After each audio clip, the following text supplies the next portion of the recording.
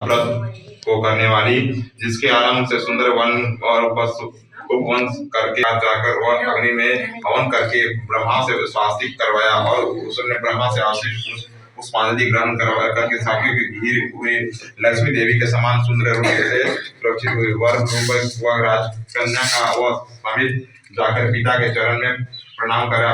प्रथम दान पुष्पांजलि के निवेदन कर हाथ में जोड़कर वह राजा के प्रधान में स्थित हुए और उद्देश्य हुआ युद्ध प्राण प्राप्त हुए और देखकर राजा ने उसके समित मंत्र की समित लेकर और राजा कन्या से कहने लगे कि हे पुत्री के तुम योग्य वर वधु के का समय हो गया है और मुझसे कोई तुम्हारा तेज घर में होगा, तुमसे मांगने के लिए भी नहीं आता और भी मैं भी विचित करता हूँ, तुम्हारे अनुरूप वर को नहीं कर पा सकता। मतलब कि जो तुम्हारी कन्या थी उसका भी नाम राजा ने सावित्री नाम रख दिया था और वे भी सावित्री जो उसका नाम इतना खूबसूरत थी कि उसके लिए कोई वर भी नहीं मिल रहा था कि इसके लिए कौन सा लड़का हम खोजे कि इसके लायक हो।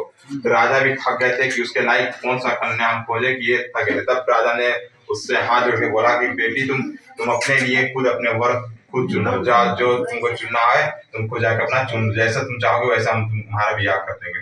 तब कन्या ने बोला कि ठीक है पिता। जब सावित्री ने बोला ठीक है जैसा आपको चाहिए वैसा हम वर वैसा चुन लेंगे। तब वे कहा कि महाराज जो सावित्री थी वो जंगल के लिए सिर्फ अपने साथियों के साथ सैनिकों के साथ वे जंगल के लिए चल पड़ी।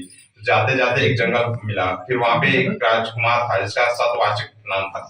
तो वे राजकुमार उसके पिता जो थे कि वे उसके पिता जब वो छोटे न था, जब पेट में था तभी से उसके महल सब उन लोग मार पीट के मतलब उसका राजमहल टूट गया था। वे क्या किए थे कि राजा और रानी एक कुटिया में रहते थे ऋषि के आश्रम में।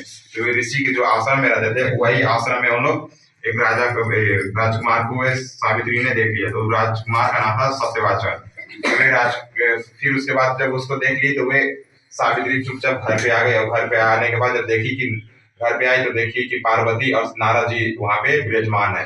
तब नारद जी को प्रणाम की सावित्री। नारद जी मुस्कुराते हुए कहें कि जिस कारण तुम जंगल में गई थी आज अपने आश्रम तरफ गई थी घूमने, उसका जो कारण सफल हुआ।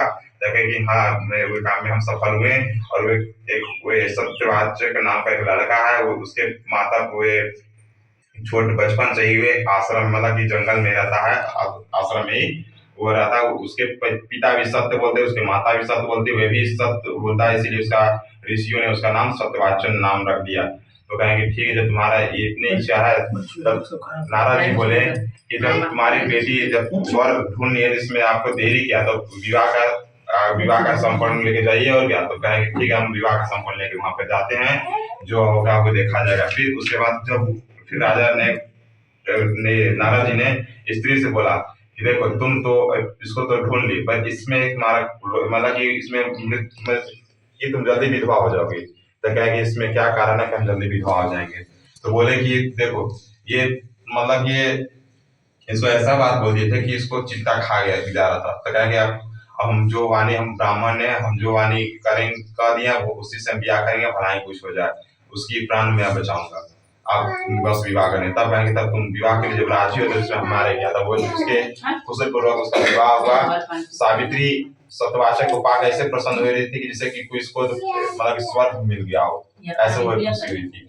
फिर उसके बाद कुछ दिन के बाद उसको चिंता जो नारद जिसको बताए थे उसको चिंता खा जा रहा था कि वह चिंता कैसे हो मतलब कि